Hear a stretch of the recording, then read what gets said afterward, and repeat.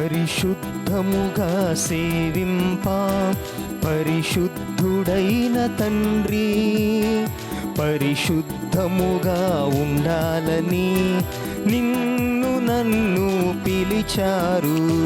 సన్నుతింపారండి, తరలిరారండి, సన్నుతింపారండి, తరలిరారండి.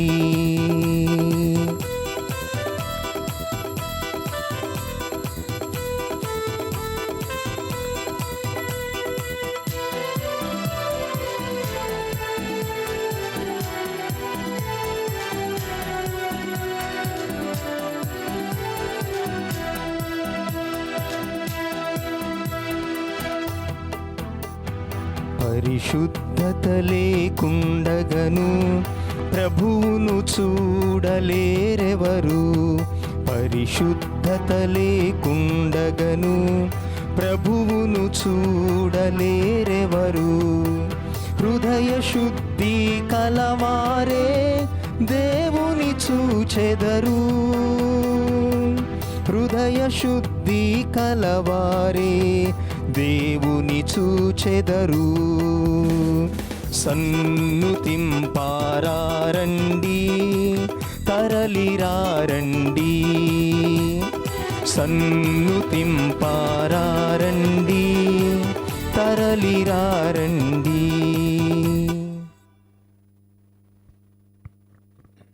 పితా పుత్ర పవిత్రాత్మ నామమునా ఆమేన్. మన ప్రభువైన యేసుక్రీస్తు కృప, సర్వేశ్వరుని ప్రేమ, పవిత్రాత్మ సహవాసము మీ అందరితో ఉండునుగాక. మీ ఆత్మతోనూ ఉండునుగాక. దివ్యవాణి వీక్షకులందరికీ ఈ పూజకు స్వాగతిస్తున్నాను. ముఖ్యంగా ఈనాటి అంశం స్త్రీలలో నీవు ధన్యురాలవు అని ఎలిజబెత్ అమ్మ మరియమాతకు చెప్పిన వందన వచనాన్ని ఈ పూజలో ధ్యానించుదాం. మరియా ధన్యురాలు. దేవుని అనుగ్రహం వల్ల మరియా ధన్యురాలైంది. అలాగే మనం కూడా ఒక కళ నిజమైనప్పుడు మనం ధన్యులము అని అనడం సహజం.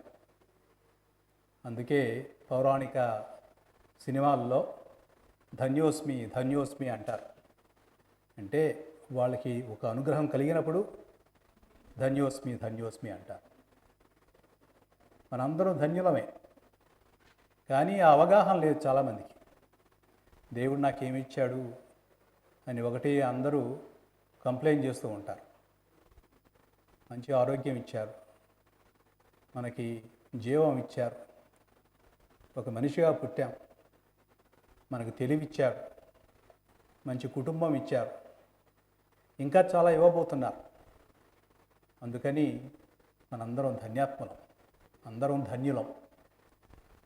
అందుకే ఈరోజు దివ్య పూజ వేళలో మనకు దేవుడు చేసిన అనుగ్రహాలకి ఆయనకు కృతజ్ఞతాస్తుతాలు చెల్లించాలి. మళ్ళీ ఇంకా మరియమ్మ దగ్గర నుండి, అలాగే యేసు ప్రభు మన రక్షకుడు, ఆయన ఏ విధంగా మనం ధన్యులు కాగలమో ఆ విషయాలని మనం అర్థం అయ్యేలాగున మనకు అనుగ్రహం దయచేయాలని ప్రభుని ప్రార్థించుదాం. మరియతో కలిసి ఈ కృతజ్ఞత అర్చనలో పాల్గొందాం. మనం చేసిన పాపాలన్నిటికీ ప్రభుని క్షమాపణ వేడి ఆయన దగ్గర నుంచి అలాగే ఈ క్షమణ పొందుదాం. ఈ పూజను నెరవేర్చే యోగ్యులమవుటకు మన పాపములను ఒప్పుకొందాం. సర్వశక్తిగల సర్వేశ్వరుని చెంతను సహోదరి సహోదరులారా మీ చెంతను నా పాపములు ఒప్పుకొనుచున్నాను. ఏలైనా తలంచు చేతను, వాక్కు చేతను, క్రియల చేతను, అశ్రద్ధ చేతను బహు పాపము చేస్తుంది. ఇది నా తప్పు, నా గొప్ప తప్పు. అందుచేత నిత్య కన్యకైన పరిశుద్ధ మరియమాతను, సకల దూతలను, పునీతులను, సహోదరి సహోదరులారా, మిమ్మును నా కొరకు మన ప్రభు అయిన సర్వేశ్వరుని ప్రార్థింపవలనని బ్రతిమాలుచున్నాను. సర్వశక్తిగల సర్వేశ్వరుడు మనకు దయచూపి మన పాపములను మన్నించి మనల్ని నిత్య జీవమునకు చేర్చునుగాక. ఆమేన్. ప్రభువా దయచూపండి, ప్రభువా దయచూపండి, క్రీస్తువా దయచూపండి, క్రీస్తువా దయచూపండి, ప్రభువా దయచూపండి. ప్రభువా దయచూపండి. ప్రార్థించుదాము.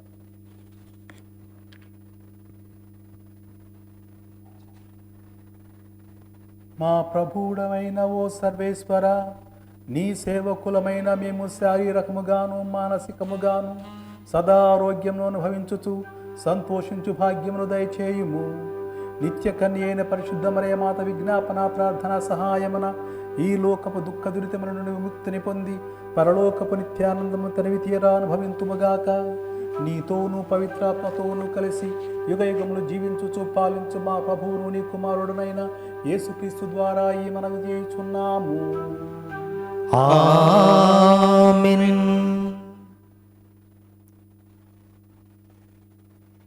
మొదటి పట్టణము, దర్శన గ్రంథము 12వ అధ్యాయము మొదటి వచనం నుండి 10వ వచనం వరకు. దర్శన గ్రంథము 12వ అధ్యాయము మొదటి వచనం నుండి 10వ వచనం వరకు. అంతటా దివియందు ఒక గొప్ప సంకేతము గోచరించెను.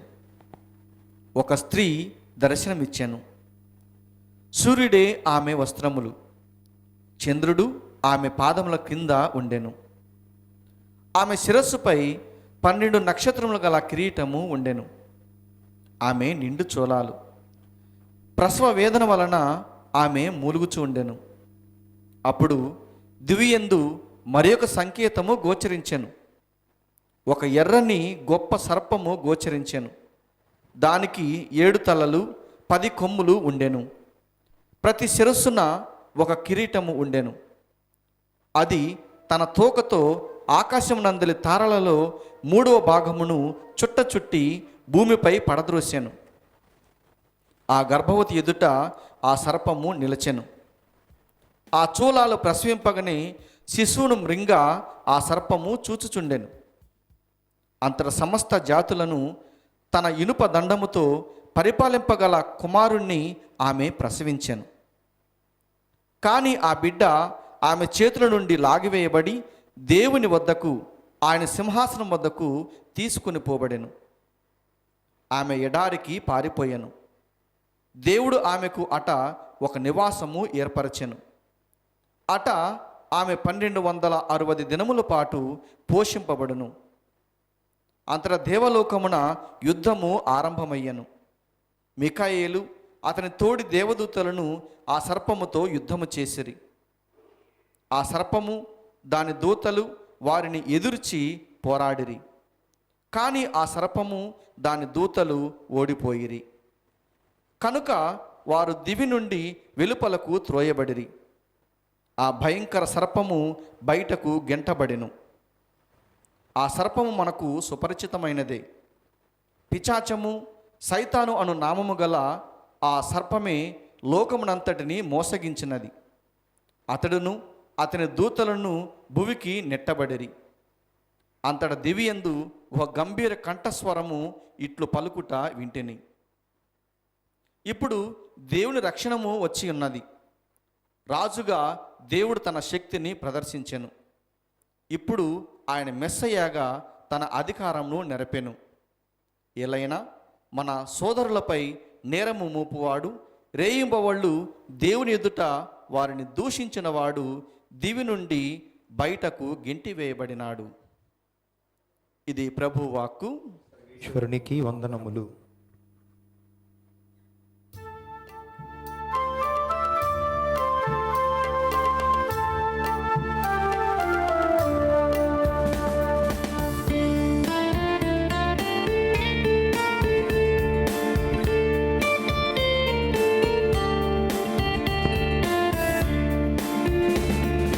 ప్రభువే నా దీపము, ప్రభువే నా రక్షణము, ప్రభువే నా దీపము, ప్రభువే నా రక్షణము, ప్రభువే నాలో జీవింపగా, ఎవరికి నేను భయపడను, దేనిని చూచియు భయపడను. హల్లెలూయా హల్లెలూయా హల్లెలూయా హల్లెలూయా హల్లెలూయా హల్లెలూయా హల్లెలూయా.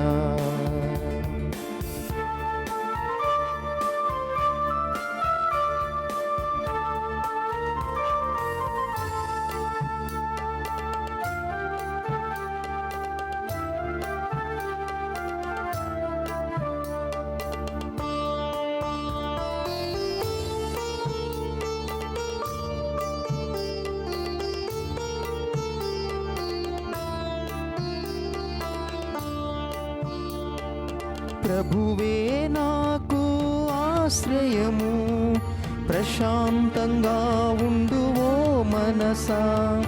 ప్రభువే నాకు ఆశ్రయము, ప్రశాంతంగా ఉండువో మనసా.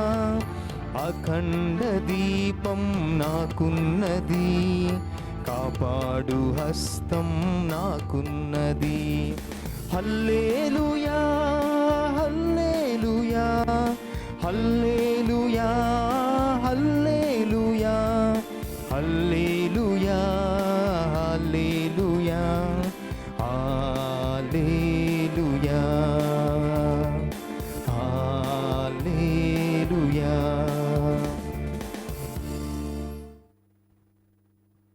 ప్రభు మీతో నుందురుగాక. మీ ఆత్మతోనూ ఉందురుగాక. పునీత లూకా గారు రాసిన సువిశేషంలోని భాగము. ప్రభువా మీకు మహిమ కలుగునుగాక. ఆ రోజులలో మరియమ్మ యూదా సీమలో పర్వత ప్రాంతమున గల ఒక పట్టణమునకు త్వరితముగా ప్రయాణమైపోయెను. ఆమె జకర్యా ఇంటిలో ప్రవేశించి ఎలిజబెత్తమ్మకు వందన వచనము పలికెను. ఆ శుభవచనములు ఎలిజబెత్తమ్మ చెవిని పడగనే ఆమె గర్భమందలి శిశువు గంతులు వేసెను. ఆమె పవిత్రాత్మచే పరిపూర్ణురాలాయెను. పిమ్మట ఎలిజబెతమ్మ ఎలుగెత్తి ఇట్లనెను, స్త్రీలందరిలో నీవు ఆశీర్వదింపబడిన దానవు, నీ గర్భఫలము ఆశీర్వదింపబడెను. నా ప్రభువు తల్లి నా యొద్దకు వచ్చుట నాకు ఏలాగు ప్రాప్తించెను? నీ వందన వచనములు నా చెవిని సోకగానే నా గర్భమందలి శిశువు ఆనందముచే గంతులు వేసెను. ప్రభువు పలికిన వాక్కులు నెరవేరునని విశ్వసించిన నీవెంత ధన్యురాలవు. ఇది క్రీస్తు సువిశేషము. క్రీస్తువా మీ స్తుతి కలుగునుగాక.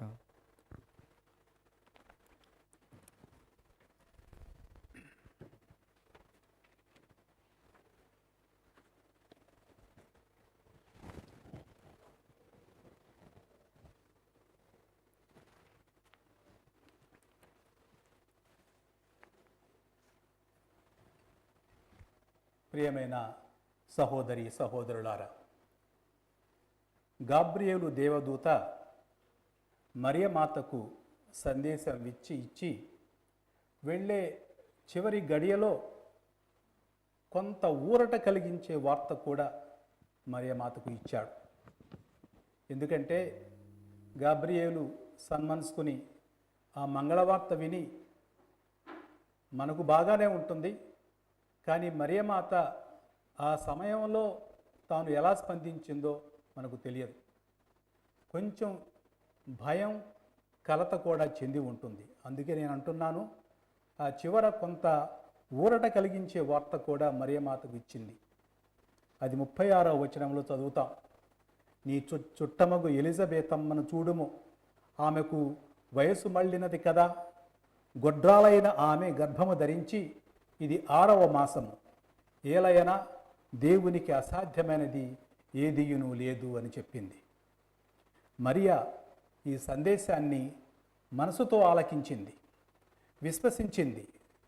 వెంటనే ఎలిజబెత ఇంటికి ప్రయాణమై వెళ్ళింది. ఎలిజబెతమ్మ ఆ రోజుల్లో యెరూషలేము నగరంలో ఒక పశ్చిమ భాగంలో ఐన్ కారెం అనే ఊరిలో నివాసం ఉండేది. మరియా నజరేతు నుండి ఇక్కడకు చేరుకోవాలంటే చాలా సమయం కావాలి.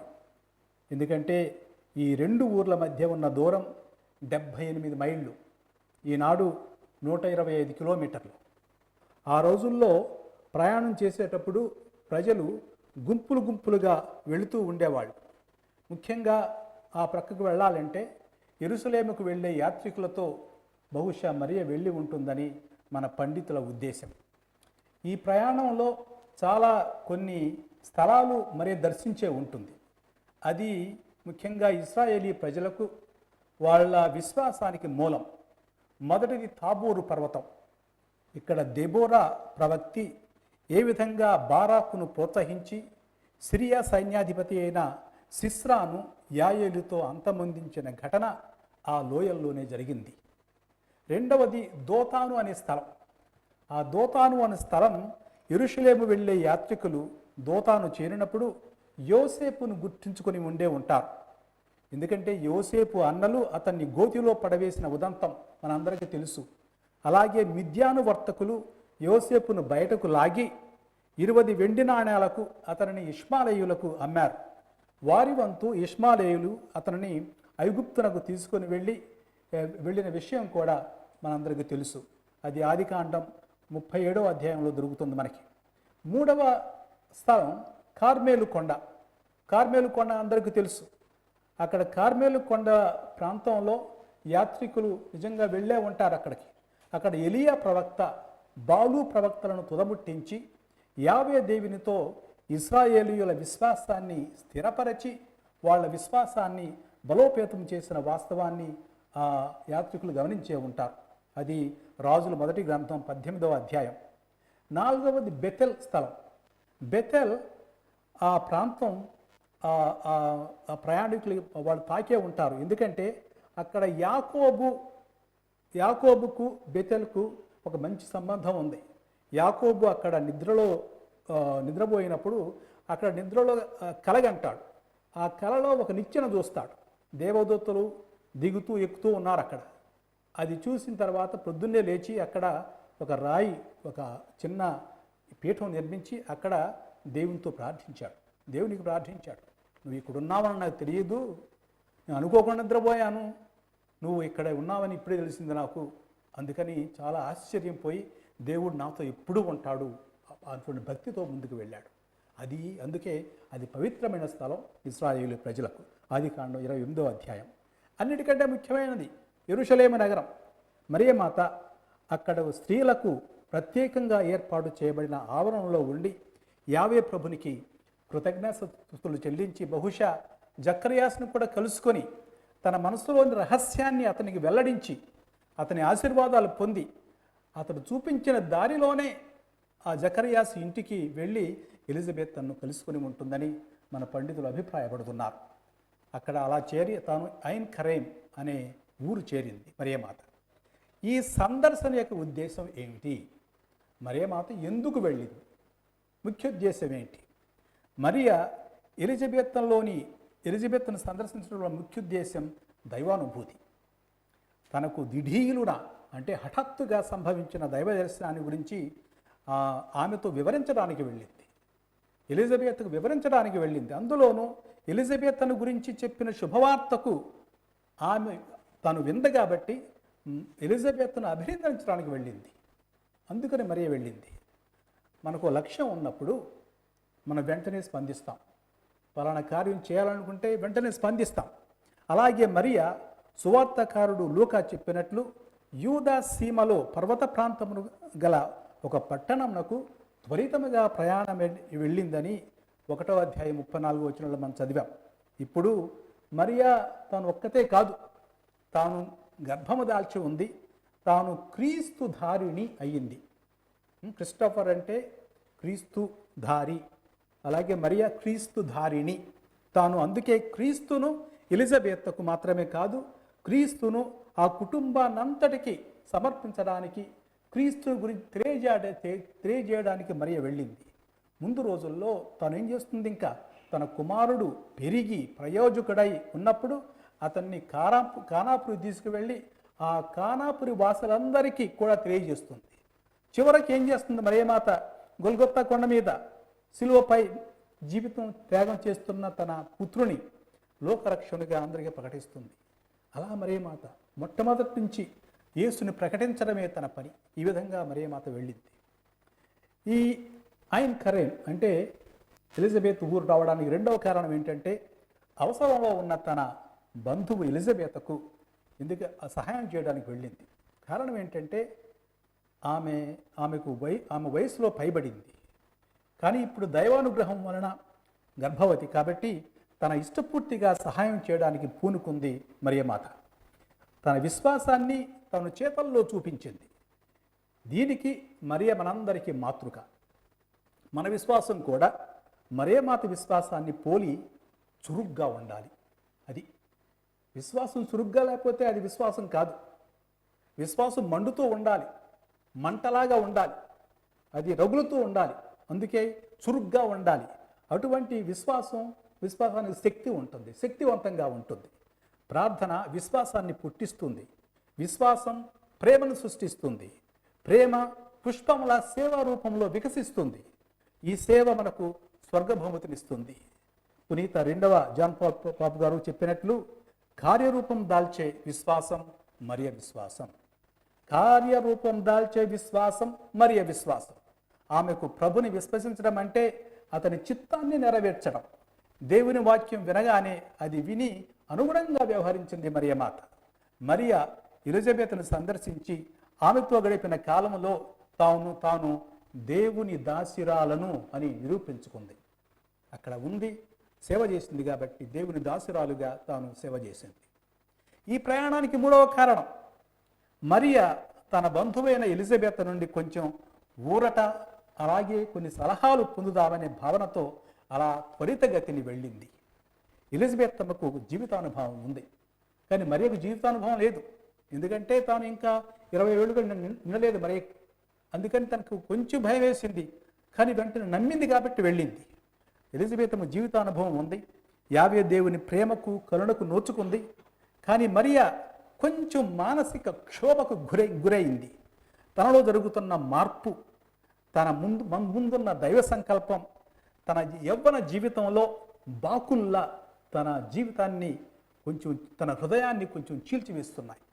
అందులో కొంచెం కలత చెందింది మరియ. వీటన్నిటినీ అర్థం చేసుకోగల వ్యక్తి ఎలిజబెత్ అమ్మ. అందుకే అక్కడ ప్రయాణమై వెళ్ళింది. ఎలిజబెత్ అమ్మ దేవుని చిత్తాన్ని, దైవ ప్రణాళికని అర్థం చేసుకోగలదు. అలాగే ఎలిజబెత్ అమ్మ పరిస్థితి కూడా అలాగే ఉంది. అందుకే వయసు పైబడిన ఎలిజబెత్ అమ్మ దగ్గరకు హుటాహుటిని వెళ్ళిందని సువార్త చెబుతుంది. మనం కనుక అక్కడ మూల పదాలు చూస్తే చక్కగా ఉంటాయి. అక్కడ దీన్ని మూల భాషలో దీన్ని స్ప్రౌదే అంటారు. ఇది ఆ క్రియాపదం స్ప్యూదో సంబంధించింది. ఈ మాటను ఇంకోసారి సువార్తకారుడు ఉపయోగిస్తాడు. ముఖ్యంగా ఆ గొర్రెల కాపరులు ప్రభు జన్మించాడని తెలుసుకొని వాళ్ళు వడివడిగా వెళ్ళి పుట్టిన స్థలాన్ని, ఆ బిడ్డ పుట్టిన స్థలాన్ని చేర్చుకున్నారు. వడివడిగా వెళ్ళారు, తొందరగా వెళ్ళారు. ఎందుకంటే ఏదో జరిగింది కాబట్టి తొందరగా వెళ్ళారు, నమ్మారు, వెళ్ళారు. అదేవిధంగా క్రీస్తు యేసు జక్కయ్యుని చెట్టు మీద నుండి తటాలను దిగిరమ్మని చెప్పాడు. వెంటనే రా, ఎందుకంటే మనం ఏదో చేయాలి, వెళ్ళి వెంటనే రా. చాలా ఇటువంటి అందులో ఆ కుతూహలం ఉంది, ఆదురత ఉంది. అలాగే ఇందులో తొందరగా రమ్మని చెప్తారు. ఈ మాటలకు అర్థం ఏమిటంటే, ఒక విషయ ఆవశ్యకతను గుర్తించినప్పుడు వెనుకాడక వెంటనే స్పందించాలి అని దీని అర్థం. అది మరియ విధానం. అందరికి విధానాలు ఉంటాయి, మీకు విధానాలు ఉంటాయి, నాకు విధానాలు ఉంటాయి, అందరికి విధానాలు ఉంటాయి. కానీ మరియ విధానం ఇది.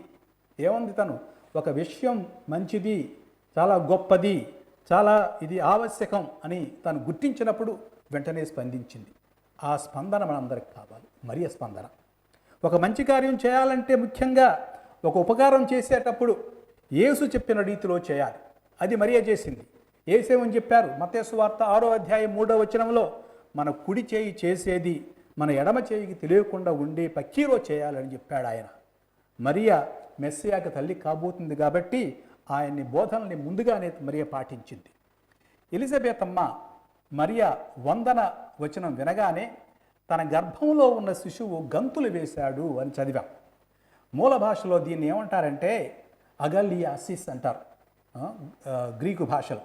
అనే మాటతో వర్ణిస్తాడు సువార్తకారుడు లూకా. స్నాపక యోహాను పుట్టిన సమయంలో కూడా జకరియా కూడా ఆనందాన్ని వ్యక్తపరిచాడు. ఆ ఆనందాన్ని వ్యక్తపరచడానికి కూడా ఈ మాటే వాడాడు సువార్తకారుడు.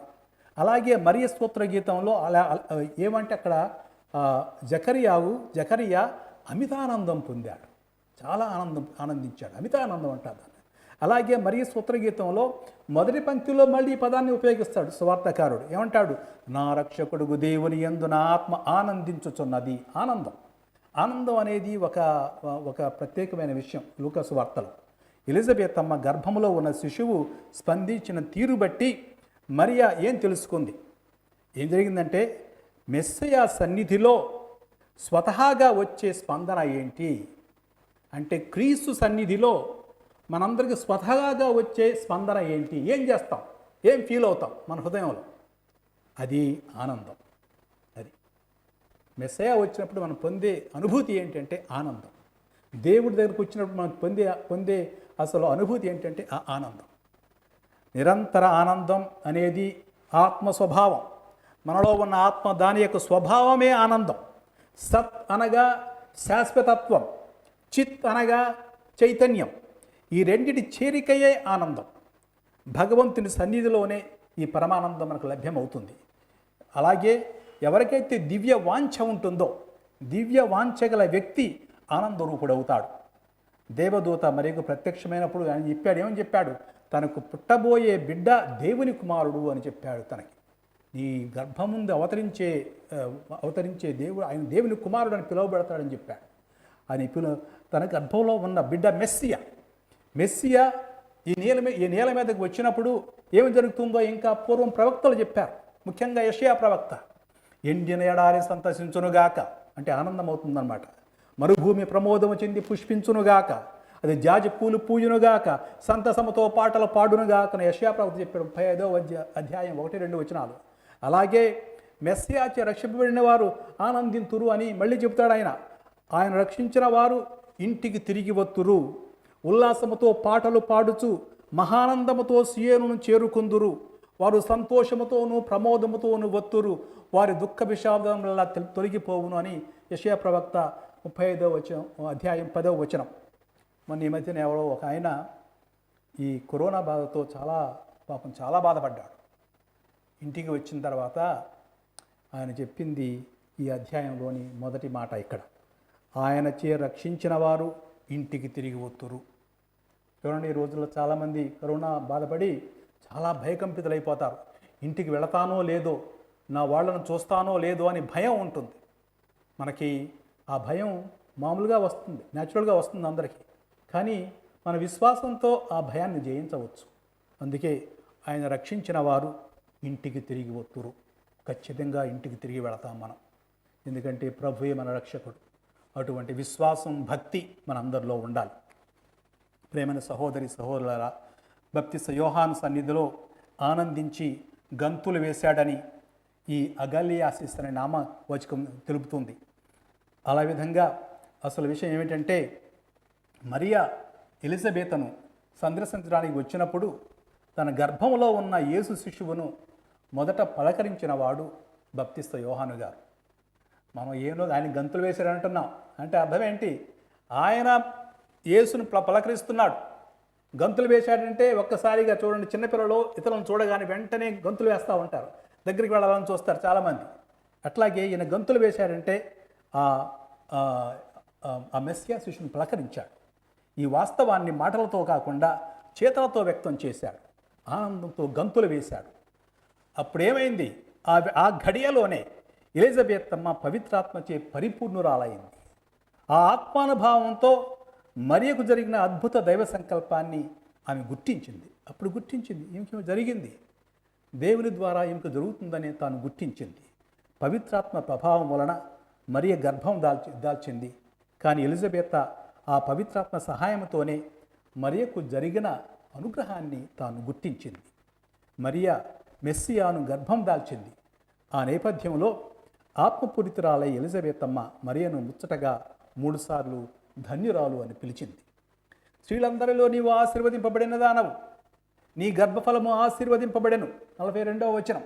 అలాగే ప్రభువు పలికిన వాక్కులు నెరవేరునని విశ్వసించిన నీవెంత ధన్యురాలవు అని మరియను తాను అభినందించింది. ఇక్కడ 2 క్రియాపదాలు వాడబడ్డాయి. మరియను ఏమంది ఎలిజబెత? ఆశీర్వదింపబడిన దానవు. అలాగే ఆమె గర్భఫలము ఆశీర్వదింపబడినవాడు అని చెప్పడానికి మూల భాషలో వాడబడిన పదం ఎయులోజేయో. దీనికి అర్థం ఏంటంటే నీవు ఆశీర్వదింపబడిన దానవు, నీవు స్తుతింపబడిన దానవు, నీవు పొగడబడిన నీవు పొగడటకు అర్హులైన దానవు, నీవు కీర్తించుటకు అర్హులైన రాలవు, నిన్ను దీవించుట యుక్తము అని దీనికి అర్థం. చాలా అర్థాలు ఉన్నాయి. వాడిన మాట యోలజేయో గ్రీకు భాషలో. ఈ మాటలన్నీ ధన్యతనే సూచిస్తాయి.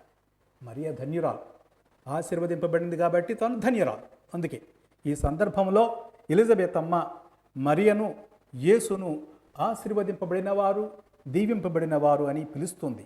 సాక్షాత్తు ఈ మాటలు ఆమె పవిత్రాత్మ ప్రేరణ ద్వారానే పలికింది, తన సొంత మాటలు కాదు. ఎందుకంటే ఆ సమయంలో తాను పవిత్రాత్మచే తాను స్పందింపబడి ఆ మాటలు పలికింది. ఇప్పుడు తర్వాత చెబుతుంది, ప్రభువు పలికిన వాక్కులు నెరవేరునని విశ్వసించిన నీవంత ధన్యురాలవు అని చక్కగా చెప్పింది ఆ మాట. ఇక్కడ లూకా సువార్తకారుడు ఇంకో పదం వాడతాడు. నీవంత ధన్యురాలవు అని చెప్పినప్పుడు ఏమంటాడు?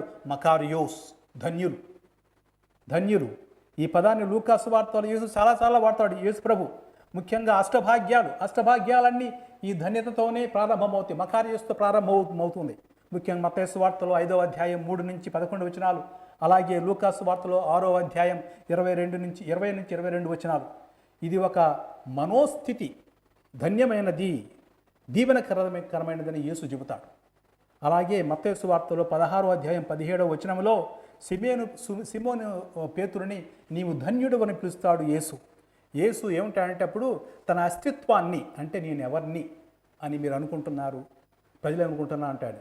తర్వాత వాళ్ళు ఏదో ప్రవక్తని, ఎలియా అని, లేకుంటే పూర్వపు ప్రవక్త అని చెబుతున్నారు అంటారు. మరి మీరేమంటున్నారు నన్ను గురించి అంటే అప్పుడు పేతురు గారు అంటారు, నీవు సజీవుడగు దేవుని కుమారుడైన క్రీస్తువు అని చెబుతాడు. ఆ సమాధానం ఇవ్వగానే క్రీస్తు అతన్ని ధన్యుడు అని పిలుస్తాడు, అభినందిస్తాడు. అలాగే ఇంకొక ఉపమానంలో యజమాని తిరిగి వచ్చే సమయానికి మేల్కొని ఉన్న సేవకుల్ని కూడా ధన్యులు అని పిలుస్తాడు యేసు ప్రభు. అది లూకా సువార్త 12వ అధ్యాయం 37వ వచనం. అలాగే కొందరు సేవకులు నమ్మిన బంటులాగా ప్రవర్తిస్తూ ఉంటారు అక్కడ ఉపమానంలో. అలాగే పెండ్లి విందుకు అతిథులను పిలిచేటప్పుడు నీకు తిరిగి ఆతిథ్యాన్ని అందించ తాహతు లేని పేదాసాద ప్రజలను పిలవమని యేసు బోధిస్తాడు. ఎందుకంటే వీళ్ళు ప్రతిఫలము ఇవ్వలేరు గనక అప్పుడు నీవు ధన్యుడవు అవుతావు. చూడండి, మనకి సేవ ఎవరికి చేయాలి, ఆతిథ్యం ఎవరికి ఇవ్వాలంటే అతి పేదవాళ్ళకి ఇవ్వమని చెప్తారు. ఎందుకంటే వాళ్ళు తిరిగి ఇవ్వలేరు కాబట్టి నువ్వు ధన్యుడు అవుతావు. అప్పుడు అందరికంటే మంచి పని చేసావని చెప్తాడు. లూకా సువార్త 14:14. కడరా విందులో శిష్యులు పాదములు కడిగి నూతన నాయకత్వ లక్షణాలు వివరిస్తాడు క్రీస్తు ప్రభు. నేను చేసినట్లు మీరు చేయాలి, మీకు నేను ఒక ఆదర్శాన్ని ఇచ్చాను. దాసుడు యజమాని కంటే గొప్పవాడు కాదు, పంపబడిన వాడు పంపిన వారి కంటే గొప్పవాడు కాడు. ఈ విషయాలు మీకు తెలుసు. వీని ప్రకారం నడిస్తే మీరు ధన్యులవుతారు అని చెప్పాడు ఆయన. ధన్యులు. అలాగే ఆశీర్వదింపబడినవారు ధన్యులవుతారని చెప్తాడు. అలాగే అపోస్తులుడైన తోమాసు పునరుత్థాన క్రీస్తుని గురించి అనుమానాలు వ్యక్తం చేస్తుంటే క్రీస్తు ప్రభు అతనికి ప్రత్యక్షమై అందరి ముందు తన గాయాలను తాకమని అతన్ని సమీపిస్తే అతను ఆ గాయాలు తాకి నా ప్రభు నా దేవా అని తన విశ్వాసాన్ని చాటితే అప్పుడు ప్రభు అంటాడు, నీవు విశ్వసించినది నన్ను చూచుట వలన కదా, చూడకయే నన్ను విశ్వసించువారు ధన్యులు. చూడండి, ఇప్పుడు నేను ఆయన చూడట్లేదు కన్నులతో, కానీ ఆత్మతో విశ్వసిస్తున్నాం, హృదయంతో చూస్తున్నాం. అలా నిజంగా చూస్తే నిజంగా మనం ధన్యులం. ప్రభువే చెప్పారు, ఈ విధంగా నువ్వు ధన్యులు అవ్వచ్చు.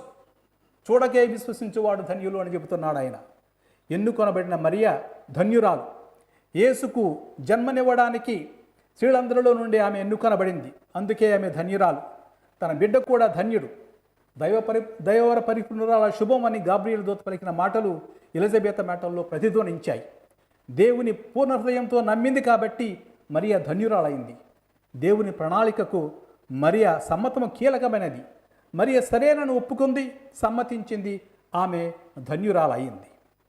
ప్రేమైన సహోదరి సహోదరులారా, ఇప్పుడు ఇంకొక మాట చెబుతాం. ముఖ్యంగా మనం ధన్యులు అవ్వాలంటే ఒక చిన్న విషయం కావాలి మనకి. ముఖ్యంగా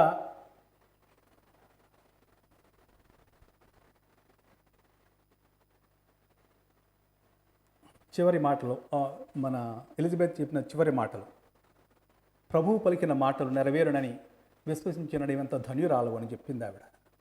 నమ్మడానికి సాహసం కావాలి. మరియా ఈ సాహసం చేసింది.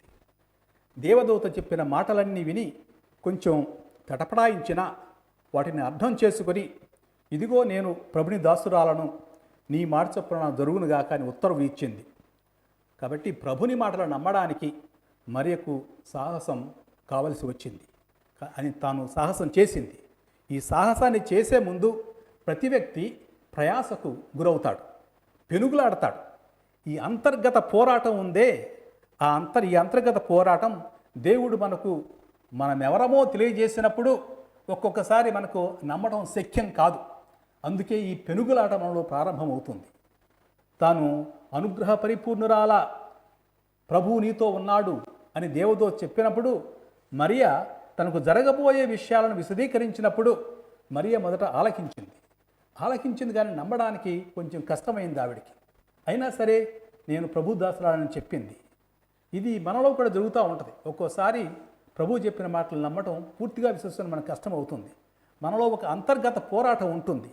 దేవునికి అసాధ్యమైనది ఏదీ లేదన్న విషయాన్ని నమ్మలేకపోవడం, మానవ మాతృలంగా మనకిప్పుడు సందేహాలు వస్తుంటాయి. సర్వశక్తిమంతైన దేవుడు మానవ మాతృలమైన మన ద్వారా గొప్ప కార్యాలు చేయగలడనే నమ్మకం మనలో ఏర్పడితే అది సాహసానికి దారి తీస్తుంది. కాబట్టి మరియ మనకు ఈ సాహసం చేయడానికి దారి చూపుతుంది. ప్రేమైన సహోదరి సహోదరులారా, ముగించే ముందు 4 మాటలే చెబుతాను. ఈ సాహసం ద్వారా మరియ ధన్యురాలైంది. మరియ సాహసం. రెండవది, తన ఎన్నిక ద్వారా తను ధన్యురాలైంది. మూడవది, తన ఔదార్యం ద్వారా మరియ ధన్యురాలైంది. నాలుగవది, తన వినయం ద్వారా మరియ ధన్యురాలైంది. స్వస్తి.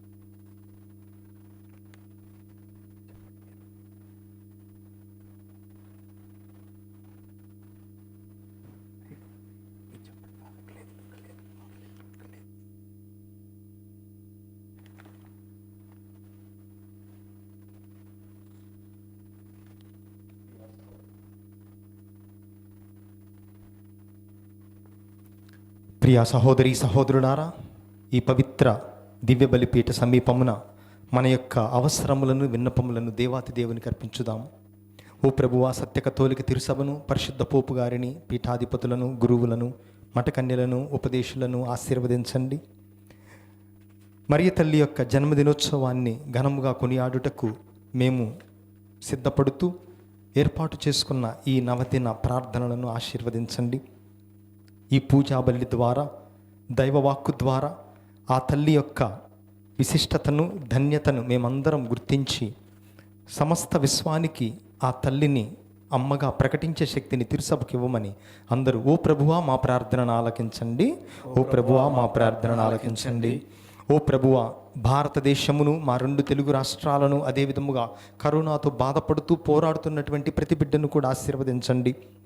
మీ యొక్క శక్తి వలన అతి త్వరలో శాస్త్రవేత్తలు దీనికి మందును కనుగొని తద్వారా ప్రపంచం సాధారణ స్థితికి వచ్చే విధముగా దీవించమని అందరూ ఓ ప్రభువా మా ప్రార్థనను ఆలకించండి, ఓ ప్రభువా మా ప్రార్థన ఆలకించండి. ఓ ప్రభువా ఈ పూజను అర్పిస్తున్నటువంటి ప్రధానార్చకులైనటువంటి విజయవాడ మేత్రానులు, మహాఘనత వహించిన జోసఫ్ రాజారావు గారి పీఠాధిపతులను, అదే విధముగా ఈ పూజను అర్పిస్తున్నటువంటి బిడ్డలను, ఈ పూజను పెట్టించినటువంటి వారి యొక్క తలంపులను మీకు అర్పిస్తున్నాము.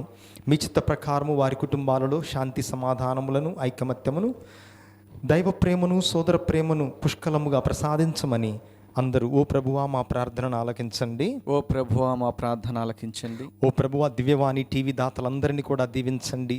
ఈ రోజున మేము 5వ సంవత్సరంలో అడుగుపెట్టి ఉన్నాము.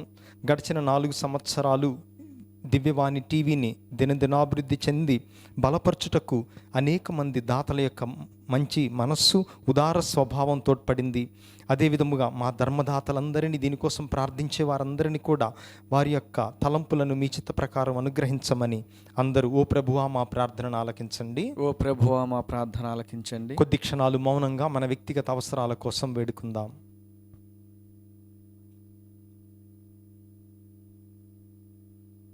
ఈ మనవులనన్నిటినీ మా నాదుడును మీ కుమారుడైన క్రీస్తు నామమున మిక్కిలి వినయముగా వేడుకుంటున్నాము స్వామి, ఆమేన్.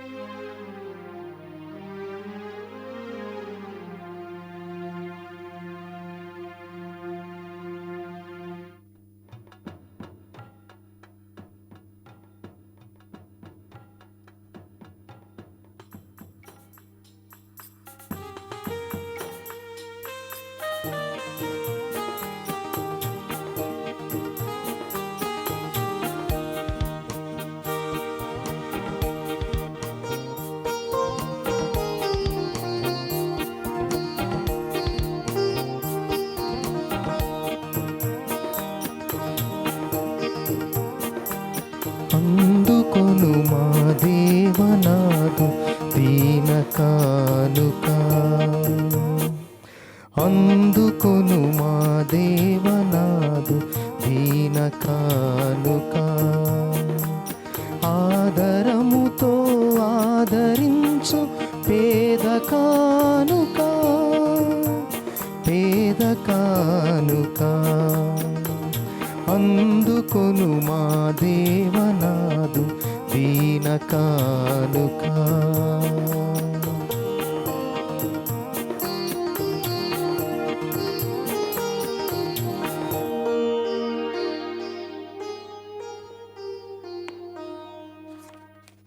సహోదరి సహోదరులారా, నేనును మీరు నడిపించుచున్న ఈ బలి సర్వశక్తి గలపతైన సర్వేశ్వరునికి అంగీకారం అన్నట్ల ప్రార్థించండి. ప్రభు తన నామస్తుతి మహిమ కొరకును, మన ప్రయోజనము కొరకును, తన పవిత్ర శ్రీ సభ ప్రయోజనము కొరకును మీ కరముల ద్వారా ఈ బలిని స్వీకరించుదురుగాక.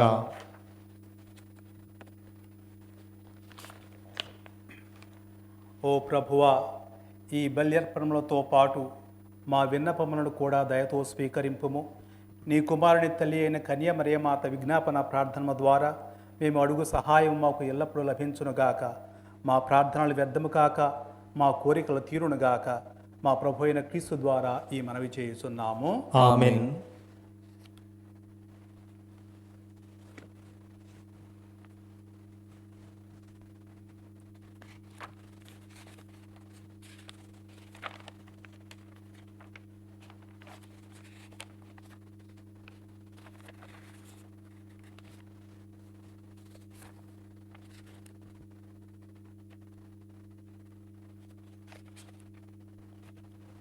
ప్రభువు మీతో నుందురుగాక, మీ ఆత్మతోనూ ఉండునుగాక. మీ మనస్సులను ఉన్నతమునకు త్రిప్పండి. ప్రభు వైపు త్రిప్పి ఉన్నాము. మన దేవుడైన ప్రభునకు కృతజ్ఞత తెలుపుదము. కృతజ్ఞత తెలుపుట యుక్తము న్యాయము. ఓ సర్వేశ్వర, పునీతులను ఘనపరచుటలో నీవు చేసిన గొప్ప కార్యములను పొగడుట యుక్తము, న్యాయము, ధర్మము, రక్షణదాయకము. ముఖ్యముగా పరిశుద్ధ కన్య అయిన మరియమాత సంస్మరణను కొనియాడుచు ఆమె కృతజ్ఞతతో పాడిన స్తుతిగీతమును ప్రతిధ్వనింపచేయుచు మేము నీ కనికరమును ప్రకటించుచున్నాము. ఏలైనా నీవు భూదిగంతముల వరకు అత్యద్భుతమైన గొప్ప కార్యములను ఎన్నిటినో చేసితివి. తరతరముల ప్రజలపై నీవు అమిత దయను ప్రదర్శించితివి. నీ దాసురాలైన కన్య మరియమ్మ దీనావస్థను కటాక్షించి మానవ జాతి రక్షకుడును నీ కుమారుడును మా ప్రభువునైన యేసుక్రీస్తును మాకు ప్రసాదించితివి. అతని ద్వారా నీ సమక్షమును నిత్యము ఆనందించు దూతల బృందము నీ వైభవమును ఆరాధించుచున్నది. వారితో మా స్వరము అనేకము చేయ అనుగ్రహింపమని నిన్ను ప్రార్థించుచు మేము నిన్ను స్తుతించుట ఎట్లనగా, దళాధిపతి అయిన సర్వేశ్వరుడు పవిత్రుడు పవిత్రుడు పవిత్రుడు, పరలోకమును భూలోకమును మీ మహిమతో నిండి ఉన్నవి. మహోన్నతమున హోసాన్న. ప్రభు నామమున వేంచేయువాడు ధన్యుడు. మహోన్నతమున హోసాన్న. ఓ ప్రభువా, నీవు నిక్కముగా పవిత్రుడవు. సర్వ పవిత్రతకు ఊటయు నీవే. కనుక నీ పవిత్రాత్మ ద్వారా ఈ కానుకలను పరిశుద్ధ ప్రార్థ బ్రతిమాలుచున్నాము. ఈ విధమైనవి మా కొరకు మా ప్రభు అయిన యేసుక్రీస్తు శరీర రక్తములు అగునుగాక. అతడు శిలువ శ్రమలకు తనను తాను ఇష్టపూర్తిగా అప్పగించుకున్నప్పుడు అప్పమనందుకొని కృతజ్ఞతావందనములు చెప్పి త్రుంచి శిష్యులకిచ్చుచూ ఇట్లనెను, మీరందరూ దీనిని తీసుకొని భుజింపుము. ఏలైనా ఇది మీ కొరకు అప్పగింపబడనున్న నా శరీరము.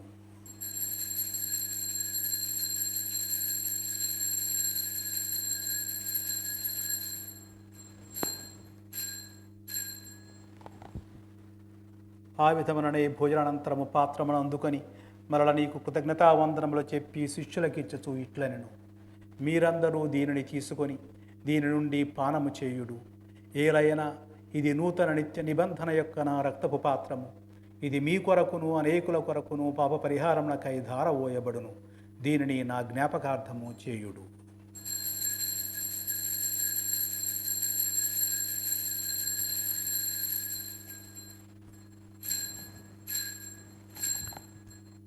ఇది విశ్వాస రహస్యము.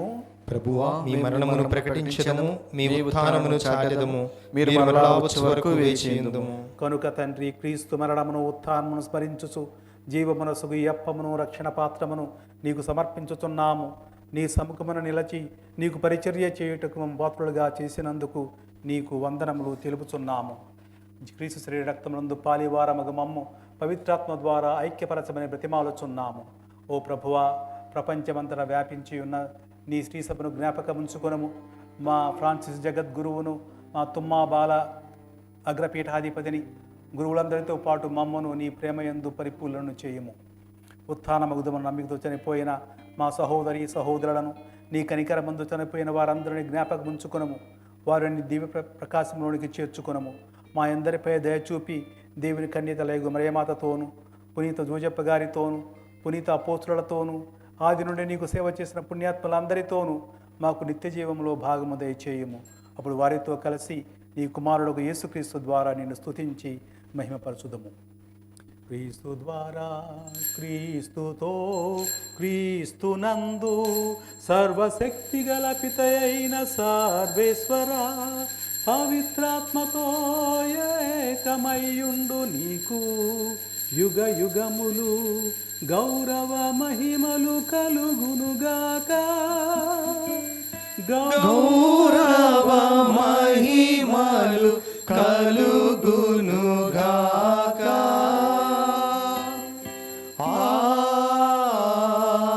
ఆమేన్. ఆమేన్.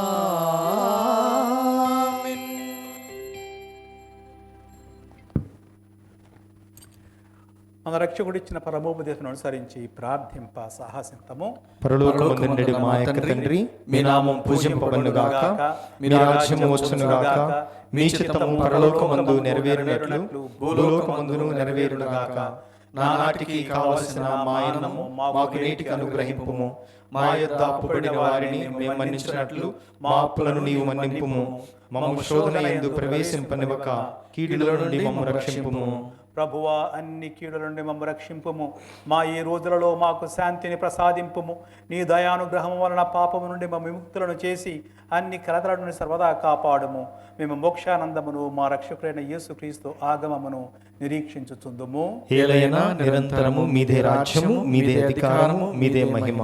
శాంతిని మీకు అనుగ్రహించుచున్నాను, నా శాంతిని మీకు ఇచ్చుచున్నాను అని నీ అపోస్తులతో వచించిన ప్రభు అయిన యేసువా, మా పాపములను లెక్కింపక నీ శ్రీసభ విశ్వాసమును వీక్షింపుము. నీ చిత్త ప్రకారము నీ సభకు శాంతిని ఐక్యమును అనుగ్రహింపుము. యుగ యుగములు జీవించుచు పరిపాలించు ప్రభువా, ఆమేన్. ప్రభుని శాంతి ఎల్లప్పుడూ మీతో ఉండునుగాక, నీ ఆత్మతోనూ ఉండునుగాక. ఒకరికొకరు సమాధానము తెలుపుకొందము. సర్వేశ్వరుని గొర్రెపిల్ల, లోక పాపములు పరిహరించు ప్రభువా, మాకు దయచూపము. సర్వేశ్వరుని గొర్రెపిల్ల, లోక పాపములు పరిహరించు ప్రభువా, మాకు దయచూపము.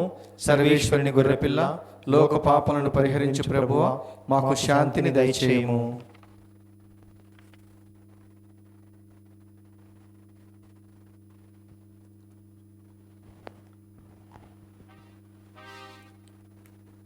ఇదిగో సర్వేశ్వరుని గొర్రెపిల్ల, ఇదిగో లోక పాపములను పరిహరించు ప్రభువు. గొర్రెపిల్ల విందుకు పిలువబడిన వారు ధన్యులు. ప్రభువా, మీరు నా ఇంట ప్రవేశించుటకు నేను పాత్రుడను కాను, కానీ మీరు ఒక మాట పలికినా నా ఆత్మ స్వస్థత పొందును.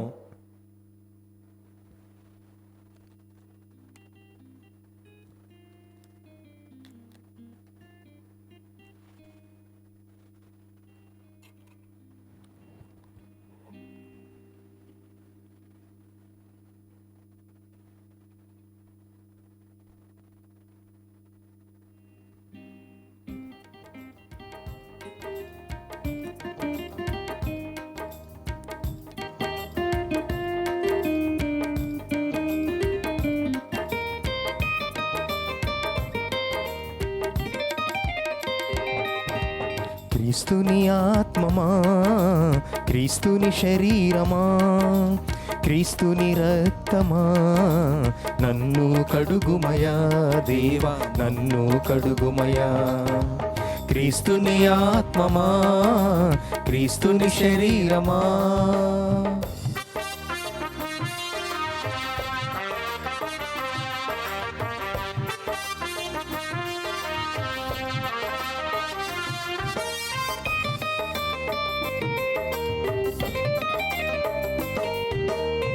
మనసుల నింపే మహనీయుడాని జ్ఞానము ఒసగుమయా.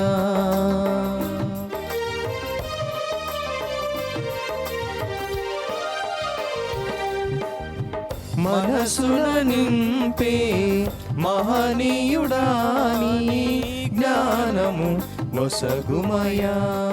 ఓ దేవా, క్రీస్తుని ప్రక్కల నుండి కారి పడిన నీలా నన్ను కడుగుమయా. ఓ దేవా, నన్ను కడుగుమయా. క్రీస్తుని ఆత్మమా, క్రీస్తుని శరీరమా, క్రీస్తుని రక్తమా, నన్ను కడుగుమయా దేవా, నన్ను కడుగుమయా. క్రీస్తుని ఆత్మమా, క్రీస్తుని శరీరమా, క్రీస్తుని రక్తమా, నన్ను కడుగుమయా దేవా, నన్ను కడుగుమయా.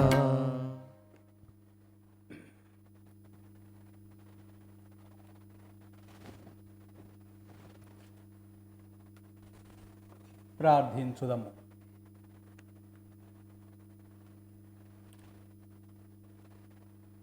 ఓ ప్రభువా, స్వర్గపు ఆహారమును భుజించుచు మేము నీ కరుణ కొరకు అర్థించుచున్నాము. పరిశుద్ధ కన్య అయిన మరియమాత సంస్మరణను కొనియాడుచు ఆ తల్లి అనుసరించిన మార్గంలో నడుచుచు ఆమె వలె సంపూర్ణ విధేయతతో రక్షణ కార్యమందు యోగ్యమైన విధముగా సహకరింతుముగాక. మా ప్రభు అయిన క్రీస్తు ద్వారా ఈ మనవి చేయుచున్నాము. ఆమేన్.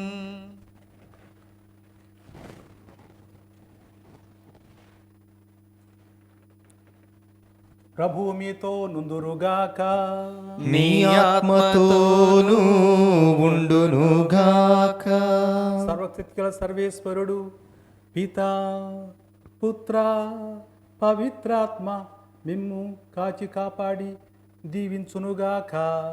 ఆమేన్. సమాధానముతో వెళ్ళి క్రీస్తు ప్రేమలో జీవించండి. సర్వేశ్వరునికి వందనములు.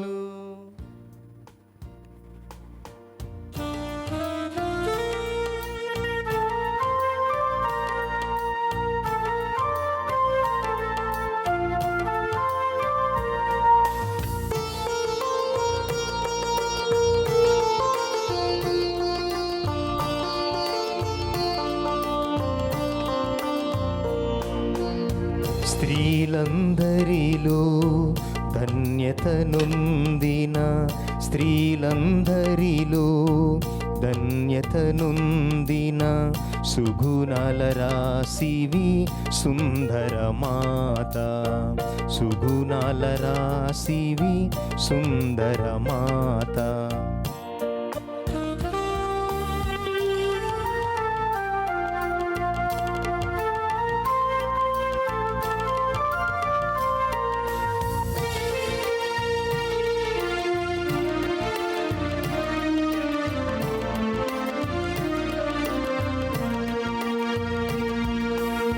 స్త్రీకును నీకును వైరము ఉంతును, స్త్రీని దుశిరస్సును నలుగగ ద్రొక్కును.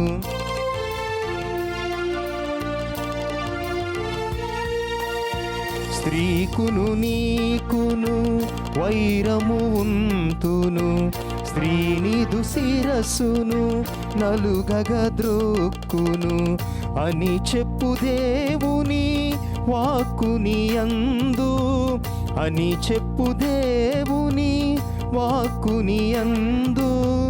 ఘనముగ నెరవేరే గనురాలు ఘనతోడు, ఘనముగ నెరవేరే గనురాలు ఘనతోడు. స్త్రీలందరిలో ధన్యత నొందిన, సుగుణాల రాశివి సుందర మాత, సుగుణాల రాశివి సుందర మాత.